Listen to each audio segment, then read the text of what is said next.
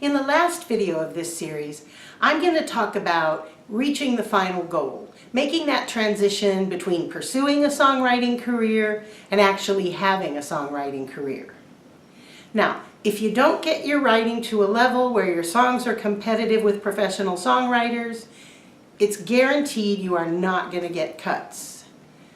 However, if you do, there's no guarantee that you will get cuts. It's too competitive. There's too many songwriters. There's just not enough cuts to go around. Plus, you can't just send your songs off to the major artists and labels and producers and publishers. They don't take unsolicited material. One of the main reasons is it leaves them vulnerable to frivolous lawsuits from writers who think their songs got ripped off.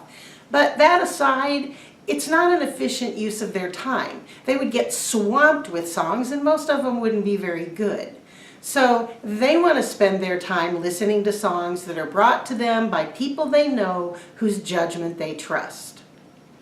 So that means, along with great songs, you're going to have great relationships with people in the music business. I encounter a lot of disgruntled songwriters who kind of throw their hands up in disgust and say, oh, it's just all about who you know. And I have two answers to that. One, no, it's not. It's also about your songs. And two, then go get to know some people. So how do you do that? Well, when I was new in town, somebody in the business was trying to explain that to me. And he said, at the beginning, you're an unknown quantity, so everybody starts out at that top level of the filter. But if you're hanging out and you have some talent and you're working hard and you're easy to get along with, you're going to end up meeting some people that have been around a little longer than you have, and you're going to click with them, you're going to be hanging out with them, they're going to introduce you around to some of the people they know, and before you know it, you've slipped through to that next level of the filter. And you just keep going through that process, and at every level it gets harder and harder to slip through, and you have to keep getting better and better. But if you stick with it, you have a chance to end up at that little place at the bottom where people are making serious money. And I told him, man, that is a great explanation. I really get what you're saying, but what I don't understand is, what's the procedure? You know, where do I go? What do I do when I get there? What steps do I take?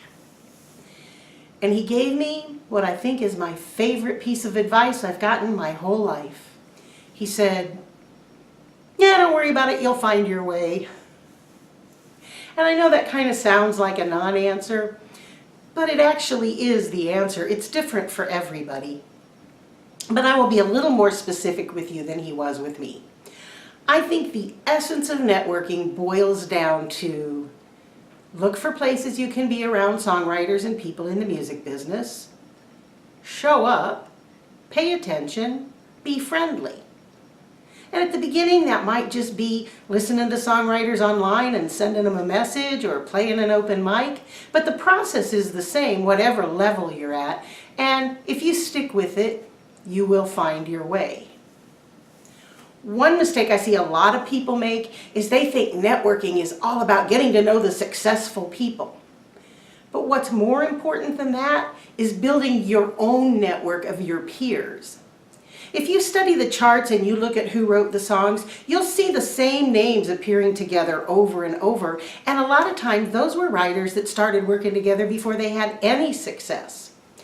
But they found some good chemistry and they worked hard and they learned and grew together and they started making some great music, and that's what attracted the attention of the industry. The hard truth is the successful people are busy making money with their own network and they don't really want to meet a whole lot of wannabes. But if you get a buzz going and they hear that you might have something that they can make money from, the doors will fly open. Pursuing a songwriting career is a marathon, not a sprint, and very few people make it to the end. So if the only thing that's going to make all that effort worth it to you is if you see your name on the charts and you get those big checks, then you might want to think about finding a new dream, because the odds are very much against you.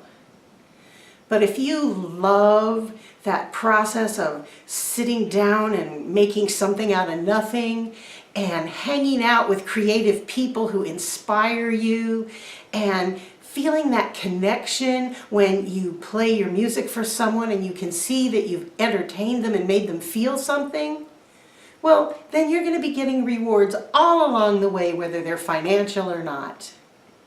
And by the way, that love is the best possible fuel to propel you to the goal.